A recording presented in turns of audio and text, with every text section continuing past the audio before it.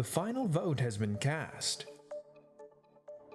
In the Georgia Senate runoff, jurors have reached a decision in the Trump Organization's tax fraud case.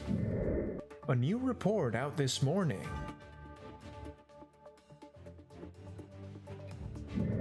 And the Heat returned home looking to get back into the win column.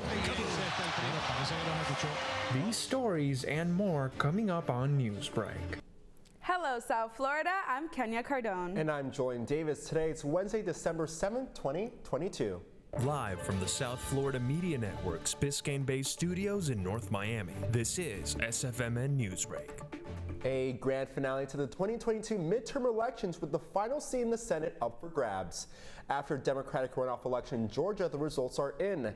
Democratic Senator Raphael Warnock has been reelected. Warnock has served in the Senate for the last 2 years and will continue to do so after beating Republican challenger Herschel Walker. The election results were projected last night around 11 p.m., where Senator Warnock delivered his victory speech in Savannah. It is my honor to utter the four most powerful words ever spoken in a democracy. The people have spoken. This victory gives Democrats more control in the Senate as the party now holds 51 seats. A Florida deputy could face time behind bars for an apparent fatal shooting.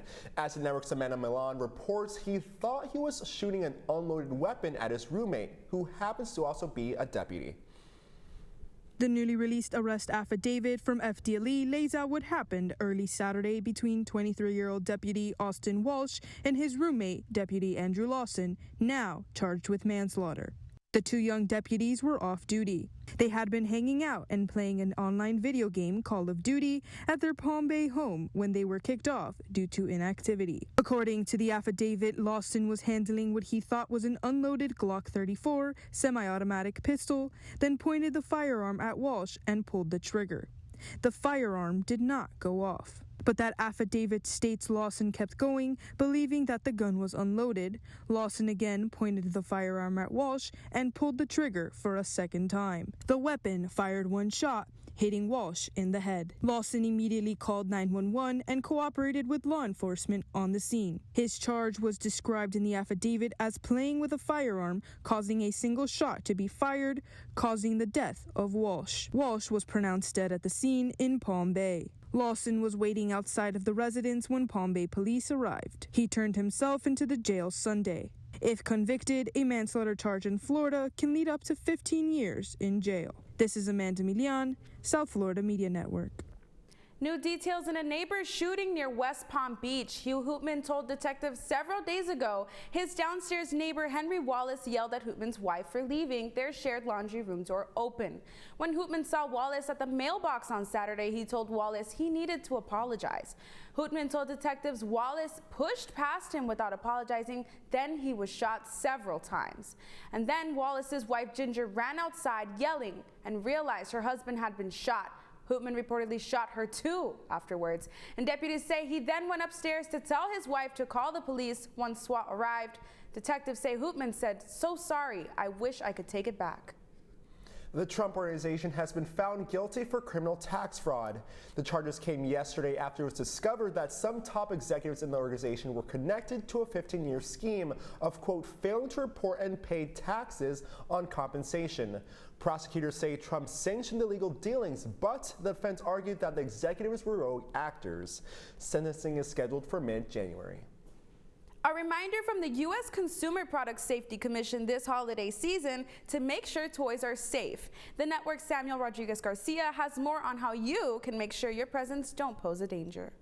It's a season for giving, but the wrong gifts can be dangerous. We want you to have a safe holiday season and not end up in the emergency room. The latest report from the Consumer Product Safety Commission found that there were more than 152,000 toy-related ER-treated injuries to children younger than 15 years old last year. The injuries included lacerations, contusions, and abrasions to the child's face and head. There were also 2 deaths. Fatalities were associated with choking on a small part and also suffocating on a plush toy that was added to an unsafe sleep environment. The report shows non-motorized scooters continue to be the category of toy that led to the most injuries in children under 15. If you choose a riding toy, such as a scooter, bicycle, skateboard, be sure to also include the safety gear that goes along with it. That includes a well-fitting helmet and other pads. When it comes to children under 3, keep small balls and toys with small parts, as well as button batteries, out of reach. Instead, choose age-appropriate toys. It's so important that you choose age-appropriate toys. The best way to do that is to look at the age labeling on the product packaging and use that as a guide. Once the gifts are opened, also be sure to discard any plastic wrappings or packaging on toys so that young children don't play with them. I'm Samuel Rodriguez Garcia, South Florida Media Network. The Heat look to turn things around as they played their second game in 2 nights. That's still ahead, and so is this story. The chance for Verhaeghe, score! Carter Verhaeghe cannot be stopped. Canada Cats. The Panthers are playing north of the border for the 4th time in 5 games. Newsbreak will be back in just 2 minutes.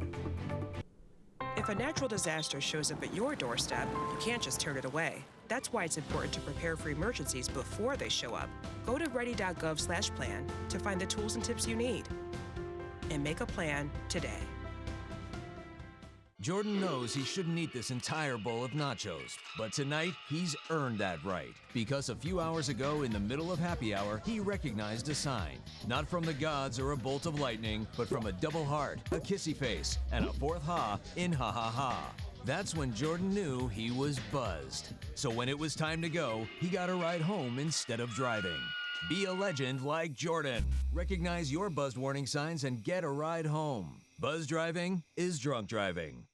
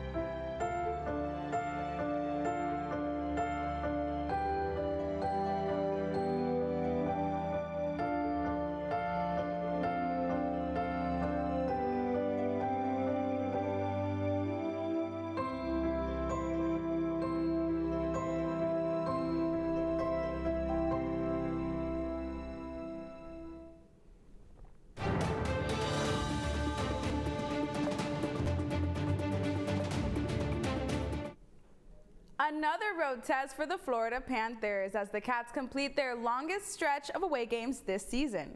The Florida Panthers come home after they end their Canadian tour against the Winnipeg Jets. The Jets were zooming all over the Cats, and pucks were flying into their goal throughout the game. The Panthers just could not keep up with the Jets for their final game in Canada. The final score was Panthers 2, Jets 5. The Panthers will play the Red Wings here in South Florida tomorrow at 7:30 p.m.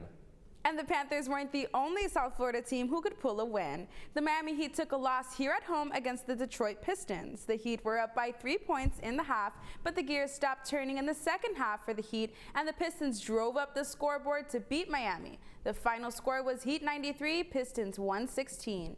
The Heat will be expecting the Los Angeles Clippers here at home tomorrow at 7:30 p.m. Archaeologists are shocked to discover that in the wake of recent hurricanes, a mystery object has been unearthed near St. Augustine. Archaeologists have been excavating since Monday after they found what they believe to be unearthed 18th century ship on a beach. The discovery comes after Hurricanes Ian and Nicole ravaged parts of Florida, with debris and other items are coming to the surface. The ship, which archaeologists believe to be a cargo or merchant ship from the 1800s, is between 80 to 100 feet long. Chuck Mead, who works at the St. Augustine Lighthouse Museum, is leading the excavation. They're captivated. They're excited. They want to know what the mystery is, and so do we. The excavations are expected to continue, and archaeologists are eagerly awaiting to study what they have found. Well, that's all the time that we have for Newsbreak. I'm Kenya Cardone. And I'm Julian Davis. Get more news anytime at sfmn.fiu.edu.